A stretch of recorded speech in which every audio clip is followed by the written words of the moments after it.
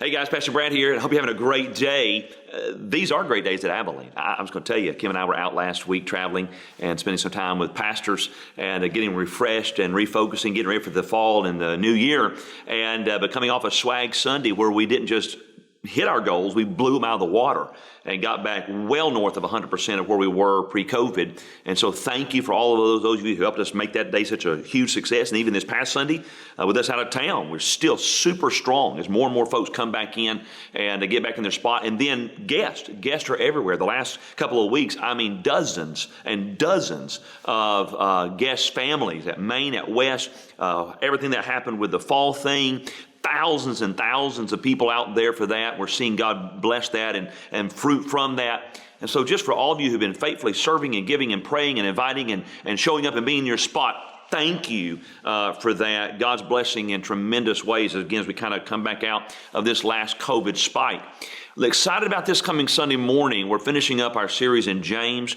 We're looking at a really important two verses, the last two verses of James. We're talking there about restoring those believers, Christians who have fallen away, gotten away from their walk with the Lord. They're not as close to the Lord as they used to be. Maybe they used to come to church, be faithful, serving, and now they're not. What do you do to help restore them, connect them, get them back in? And then also rescuing sinners. We have the ministry of reconciliation, helping to reconcile men to God, and soul winning and sharing the gospel, all those sorts of things. That's Sunday morning. It's a really important message as we end up our study in James, then Sunday night back in Matthew as well. It's going to be a tremendous day at Abilene. I want you to be here, be in your spot.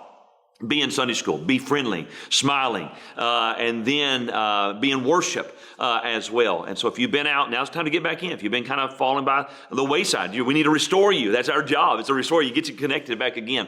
So be in your spot Sunday morning for worship and for Sunday school. And you're going to hear lots of things coming up. Behind me, you'll see the display for this year's Operation Christmas Child. We've got about half of the boxes have been taken, actually a little bit more than half. But there's still a lot here that I need you to come take 10 boxes home with you and do what you need to do. Fill them up, put some money in there to mail them, and let's do this as a church. This is a simple way that we can be involved in really getting the gospel out, sharing the gospel, being a good steward of God's blessings, and touching the world for Jesus. And so let's see all these behind me Sunday morning going, okay? Let's do that. And then you're going to be hearing more and more about the budget, so make sure you kind of figure out what's going on. It's a big budget for next year. I mean, $4.65 million. But that's only 1% above what we project to bring in this year.